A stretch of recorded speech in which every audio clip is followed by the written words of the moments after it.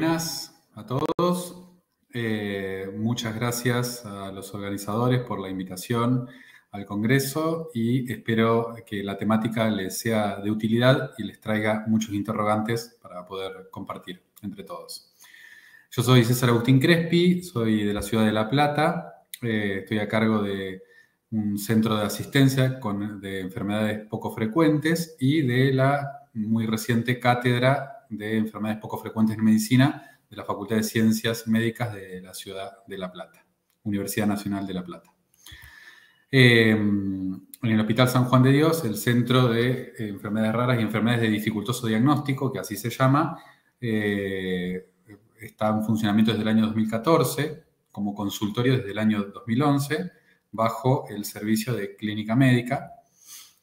Bueno, respecto al grupo de las enfermedades poco frecuentes, hay reglamentaciones en la provincia de Buenos Aires, que es la provincia que corresponde, donde la ciudad de La Plata está inmersa, y hay una ley nacional que también está sancionada y reglamentada ya, y la adhesión de nuestra provincia a la ley nacional, que es muy completa, pero tiene muchos puntos para los cuales es muy difícil darle respuesta en la vida real, porque hay muchas cuestiones que no están resueltas todavía en la temática de las enfermedades poco frecuentes, también llamada enfermedades raras o enfermedades minoritarias u otros nombres con los cuales pueden encontrar este grupo de enfermedades, de padecimientos.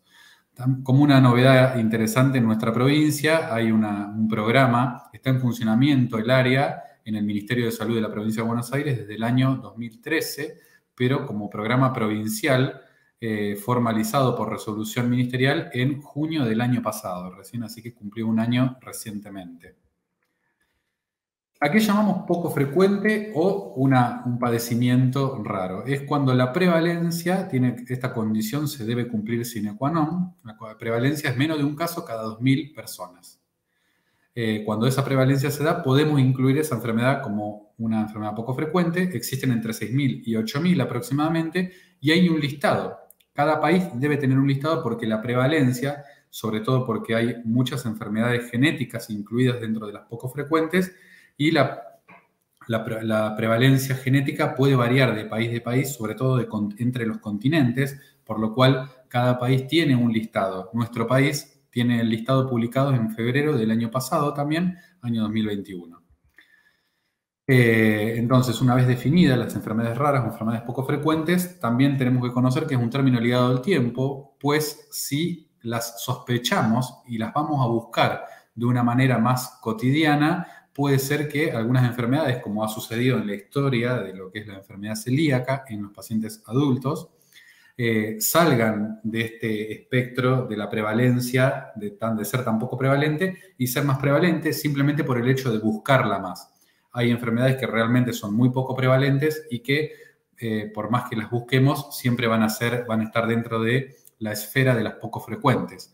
Y obviamente todas las actividades, incluyéndola a esta actualmente, que tienen que ver con el estar consciente y el poder buscar y el visibilizar la problemática inherente a esta área. Enfermedades de dificultoso diagnóstico, en el año 14, en el centro, nosotros las definimos como un paciente que tiene 3 o más consultas a diferentes especialistas, 6 meses o más de consultas y no tiene un diagnóstico definido. La definimos de manera arbitraria porque vimos que desde el funcionamiento, desde el año 2011 al 2014, casi la mitad de los pacientes que consultaban eran pacientes que no tenían un diagnóstico definido. Por eso abrimos este diagnóstico, que es discutible y es perfectible, pero que en los últimos años han habido grupos que se encargan de las enfermedades no diagnosticadas o enfermedades sin diagnóstico, que es exactamente lo mismo que este concepto que acabamos de comentar.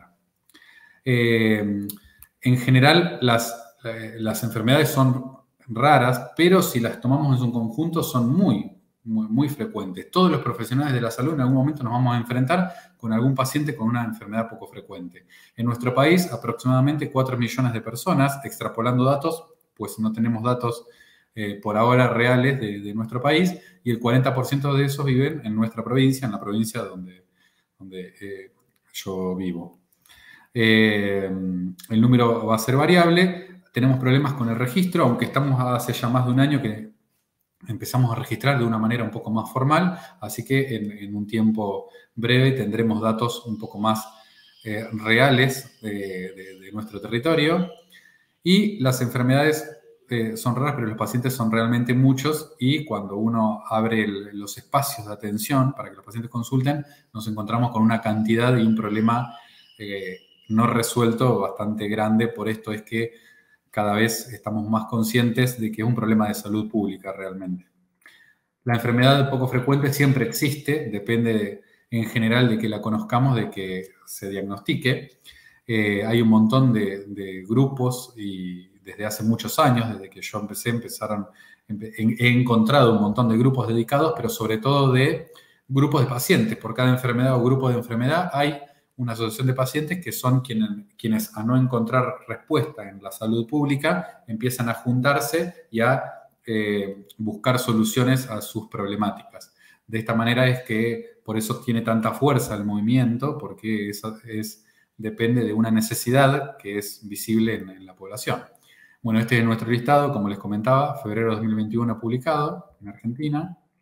Y hay un montón de dificultades que todo el paciente que sepa que tenga una enfermedad poco frecuente o una enfermedad sin diagnóstico sabe, que es la odisea prediagnóstica, es la primera lucha. La escasez de información, falta de conocimiento científico y logístico son algunos de los problemas con los que nos encontramos. Cuesta llegar al diagnóstico por retraso en el diagnóstico, diagnósticos por quizás que no sean los correctos, porque desconocemos un montón de cuestiones todavía, y a veces por el acceso a pruebas diagnósticas que pensamos que puede no ser accesible y en realidad es cuestión de falta de información simplemente. Y el retraso diagnóstico es una problemática que ya estudiada desde hace mucho tiempo. Por ejemplo, en el síndrome de Ehlers-Danlos sabemos que 1 de cada 4 pacientes espera más de 30 años para tener un diagnóstico, y en las mucopolisacaridosis 17 años y medio aproximadamente, lo cual es un montón, ¿sí? Con todo lo que sucede el tener un padecimiento sin tener un nombre, ¿no es cierto? Y hay muchas consecuencias del retraso diagnóstico que tienen que ver con un montón de áreas que se pueden discutir, que es la pérdida de confianza en el sistema de salud, si es una enfermedad hereditaria, múltiples pacientes en la misma familia pueden tener complicaciones, ¿sí? Y un montón de otras consecuencias y problemáticas. ¿Es importante tener un diagnóstico? Sí, claramente es importante porque tiene un tratamiento o va a eliminar la incertidumbre que el paciente puede vivir teniendo un padecimiento sin un diagnóstico. Y no hay que pensar en cosas raras. Esto es una frase que se pudo haber dicho en algún momento, se solía decir, no sé si se seguirá diciendo seguramente en algunos lugares también, pero siempre hay que pensar. Si no se piensa en las patologías poco frecuentes, no se van a diagnosticar nunca. Y Ludo Van Boger, hace bastantes años, más de 50 años, decía que no se diagnostica lo que no se piensa y no se piensa lo que no se conoce. El doctor era un neurólogo belga. Nosotros las clasificamos según las presentaciones clínicas, las que tienen un diagnóstico o el paciente que viene con una enfermedad sin diagnóstico, que muy probablemente sea una enfermedad poco frecuente, pero puede también seguir sin un diagnóstico, porque a pesar de todas las consultas y la interdisciplina no tener un diagnóstico, o puede ser una enfermedad frecuente que se manifieste de una manera atípica, ¿sí? Por eso esta es nuestra clasificación, según la presentación clínica, y según tengan tratamiento o no, específico para la enfermedad o tratamiento de soporte, y pueden ser medicamentos de alto precio o no medicamentos de alto precio. Antes se llamaba medicamento de alto costo, por eso la sigla que allí está. Y dentro de las esferas del enorme grupo de las enfermedades poco frecuentes, consideramos que es importante las enfermedades que son tratables. Si es alguna que tenemos que conocer, son aquellas que podemos tratar, pues si la podemos tratar, podemos salvarle la vida al paciente, podemos mejorar la calidad de vida o retrasar sus complicaciones, que son todos puntos importantes a la hora de pensar en la asistencia de nuestros pacientes. Respecto a la formación de grado, a la formación en las universidades, donde el médico en formación, digamos, nos planteamos si era importante, si era un problema de salud pública, que sí, que lo son, la formación específica en el grado, y si es probable que el médico se encuentre con situaciones en su práctica, que es muy probable, por lo cual una pregunta que nos hicieron en su momento era si era importante o necesario la formación. Y claramente después de contestar estas preguntas y muchas otras, nos dimos cuenta de que es necesaria la formación, ¿sí? ¿Y por qué? Porque es importante que se difunda entre los profesionales, conocer la problemática, porque todos los profesionales, independientemente de la especialidad, van a estar un poco más o un poco menos en contacto con algún paciente o muchos pacientes con alguna enfermedad poco frecuente, y para que tengan herramientas de solución y consulta, que hayan escuchado, aunque sea alguna vez, sobre esta problemática para tener alguna herramienta de cómo manejarse. En una encuesta que se hizo en Norteamérica, de los médicos de atención primaria, hasta el 11% tenían hasta 5 pacientes con alguna enfermedad poco frecuente. Los residentes y enfermeras habían estado en contacto por lo menos el 21% con 5 pacientes o más. Los neurólogos, cuando uno se subespecializa, en las subespecialidades hay más cantidad de enfermedades poco frecuentes, eso ya es sabido, así que más todavía, si uno hace una otra especialidad, además de la medicina, que no sea la medicina general ni la clínica médica, o un médico de medicina interna, como se dice en otros países. Así que la mayoría vamos a estar en contacto, por eso esto es tan importante. Así es que nosotros hicimos una propuesta pedagógica en el año 2019, se aprobó en abril de 2021 y se abrió esta materia como una asignatura optativa en la carrera, en la Facultad de Ciencias Médicas de la Universidad Nacional de La Plata. Empezamos en agosto del año pasado con la primera camada de alumnos. Este año siguieron en la primera mitad la segunda camada de alumnos, con una gran concurrencia, por suerte, de alumnos y con buenas referencias que hemos recibido de buenas devoluciones de nuestros alumnos.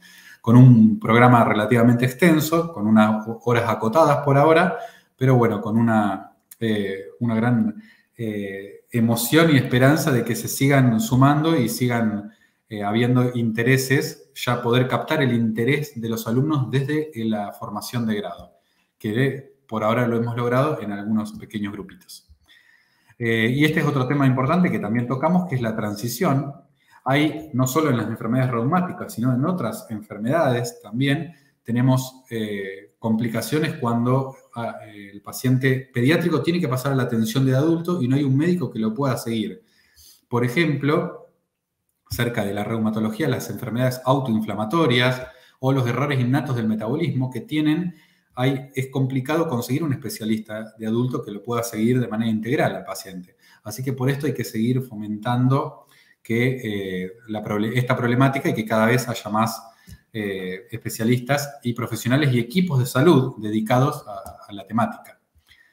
Bueno, todo esto es vinculado a la transición. Como conclusiones, las enfermedades poco frecuentes son un problema de salud pública creciente en todos los países. En la práctica médica nos vamos a enfrentar más de una vez a un paciente con una enfermedad poco frecuente o una enfermedad que no tenga un diagnóstico definido. Hay que sospecharlas, principalmente las tratables, como hoy hablábamos, y es de suma importancia activar la formación en todas las esferas de la salud y también en el pregrado, como pudimos desarrollar aquí, que es la primera cátedra del país en una facultad de ciencias médicas. Y que se necesitan centros de atención organizados, esto es fundamental, interaccionar entre los centros y entre los países, porque la experiencia de todos es muy rica y nos aporta formación absolutamente a todos los que estamos involucrados en la temática. Bueno, muchas gracias. Para finalizar, una frase: la imaginación es más importante que el conocimiento, lo dijo Albert Einstein, perdón. Y bueno, muchas gracias, a disposición para las preguntas.